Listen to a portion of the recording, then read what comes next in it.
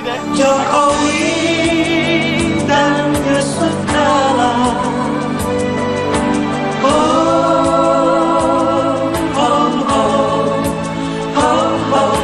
Jokowi untuk presiden, Yusuf Kala jadi wakilnya.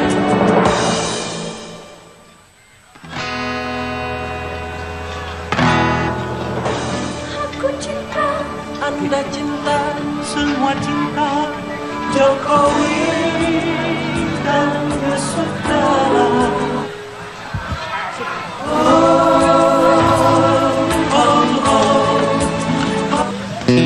Assalamualaikum warahmatullahi wabarakatuh.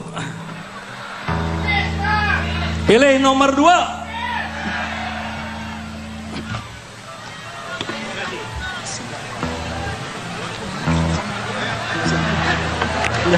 Assalamualaikum warahmatullahi wabarakatuh.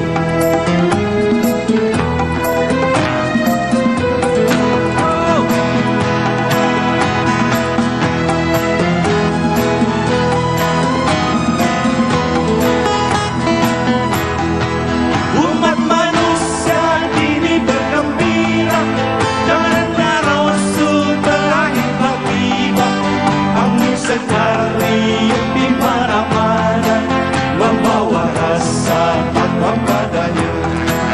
Umat manusia kini bergembira karena Rasul telah tiba. Cuaca baru amatlah sedapnya, manusia hati yang maha esa.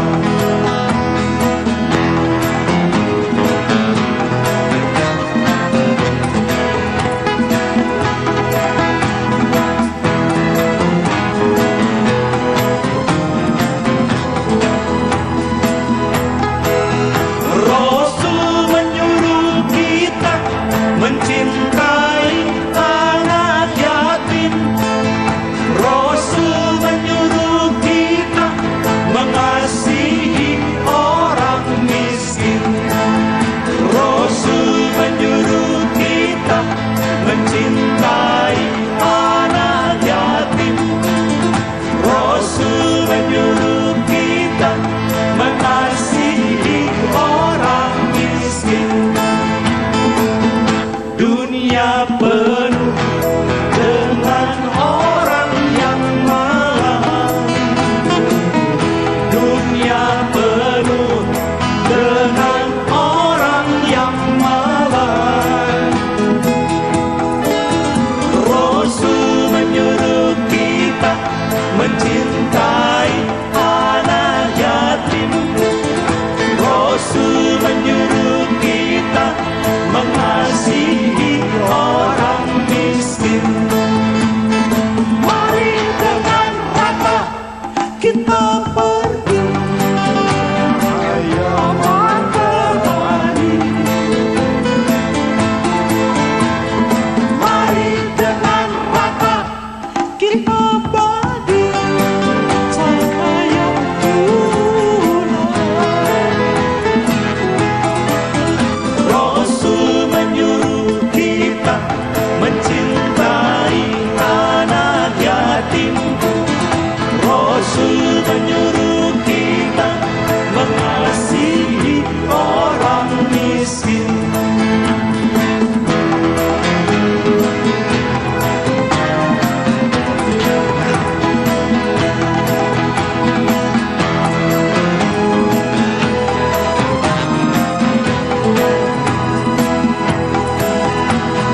Matahari di tangan kanan, matahari di tangan kanan, rengkulan di tangan kiri, rengkulan di tangan kiri. Tidak mampu menggoyah Rasul yang tabah, tidak mampu menggoyah Rasul yang tabah.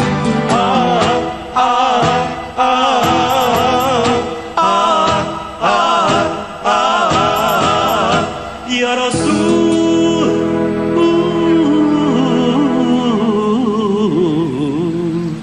tabah.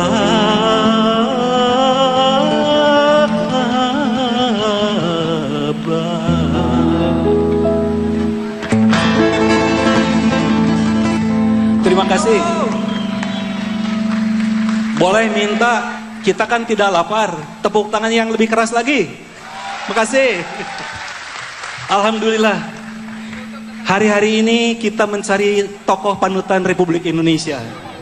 Dan kita mengetahui Ya pemirsa, saya masih dengan narasumber Mas Safik, pemimpin redaksi NU Online. Tadi sebelum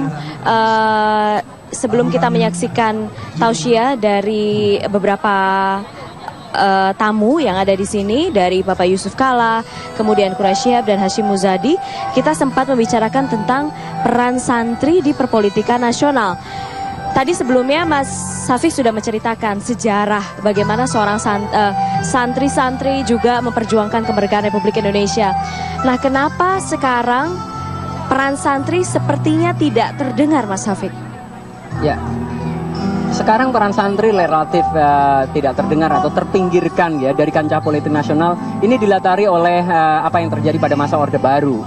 Kita tahu bahwa dulu namanya Partai NU itu perolehan ketiga waktu pemilu 55, jadi cukup besar. Jadi PNI dengan tokoh yang begitu sentral Bung Karno, kemudian Masyumi nomor 2, NU nomor 3, baru PKI nomor 4. NU menjadi kekuatan politik santri yang sangat besar. Tapi kemudian pada tahun 73 ada tekanan dari pemerintah Orde Baru, dari Pak Harto, agar partai-partai Islam itu menyatu, dipaksa jadi satu. Jadi dipaksa disatukan. Ya mungkin bukan persatuan jadinya, persatean istilahnya. Karena dipaksa jadi satu, jadi 74, jadi fusi menjadi P3 itu. Di mana di situ ada NU, ada PAMURSI, ada Muslimin Indonesia dan beberapa yang lain. Dalam perjalanan ketika NU ada di P3, NU banyak dalam tanda kutip ya, ini dunia politik. Kalangan santri ini banyak diakali oleh mungkin politisi-politisi yang lain di P3. Akhirnya karena menganggap bahwa sekalipun basis ideologinya sama ya, sama-sama basisnya basis Muslim, religi. Nah, tetapi sebenarnya kan ideologinya udah macam-macam di P3 karena difusikan kan, jadi satu. Karena dirasa kemudian kalangan santri itu tidak cukup diakomodir di P3, hanya suaranya aja yang diambil ketika pemilu. Akhirnya NU waktu Muktamar ke-29 tahun 84 memutuskan keluar dari P3.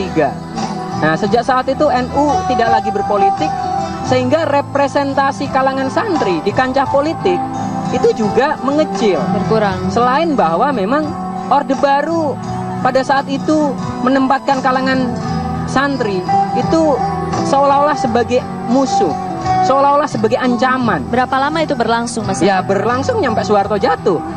Kita tahu pada waktu kemunculan Gus Dur, ini kan setelah dulu Pak Idam Khalid yang lebih kompromis terhadap Orde Baru, lahir Gus Dur yang sangat kritis terhadap Orde Baru. Dan Orde Baru Pak Harto nggak suka dengan figur Gus Dur yang kritis. Karena apa? Ini NU jumlah anggotanya banyak, jumlah warganya banyak. Kalau mereka kuat dan punya pemimpin yang kuat, itu dianggap bisa membahayakan Orde Baru. Maka beberapa kali Gus Dur berusaha dikudeta dalam tanda kutip di Muktamar Cipasung. Nah itu tapi tidak berhasil, bahwa orang NU udah cukup cerdas, udah cukup tahu bahwa siapa pemimpin yang mereka inginkan, sehingga Gus Dur tetap memimpin. Jadi peran santri yang mengecil di kancah politik sekarang ya karena memang proses marginalisasi politik yang dilakukan oleh Orde Baru. Karena benar-benar kalangan santri disingkirkan karena nggak mau tunduk sama Orde Baru, nggak mau mendukung. Nah, sehingga akhirnya kalangan santri ya sudah, mereka fokus di dunia pendidikan, ngurusin pesantren, ngurusin madrasah, ngurusin pengajian. Tapi apakah sebenarnya kalangan santri itu alergi dengan politik atau bibit-bibit itu ada? Tidak, sebenarnya? saya kira kalangan santri tidak alergi dengan politik. Sejak NU didirikan, NU itu aktif terlibat. Dulu selain ada Nahdlatul Ulama itu ada embrio namanya Nahdlatul Wathon. Itu organisasi yang dibangun oleh kiai-kiai NU, sesepuh sama NU untuk kepedulian terhadap bangsa dan negara, untuk berjuang secara politik. Jadi NU tidak alergi politik. Cuma bahwa NU alergi politik yang mungkin tipu-tipu, yang tidak berdasar nilai-nilai. Nah, jadi NU tidak mau hanya menjadi stempel kekuasaan. Kalau zaman Orde Baru kan seolah-olah NU hanya dibutuhkan sebagai stempel kekuasaan. Tapi jalannya kekuasaan, NU tidak diajak bicara, kiai-kiai tidak diajak bicara, kalangan santri tidak diajak bicara. Ya Pak Harto jalan sendiri dengan Golkar. Oke. Oke, nanti setelah jeda, Mas Syafiq, apa yang kemudian sekarang step by step pelan-pelan dilakukan untuk kembali memberikan peran kepada para santri di dalam dunia politik gitu ya. Tapi sekarang kita jeda dulu, pemirsa tetaplah bersama kami di live event Istighosah Kubro Doa untuk Indonesia.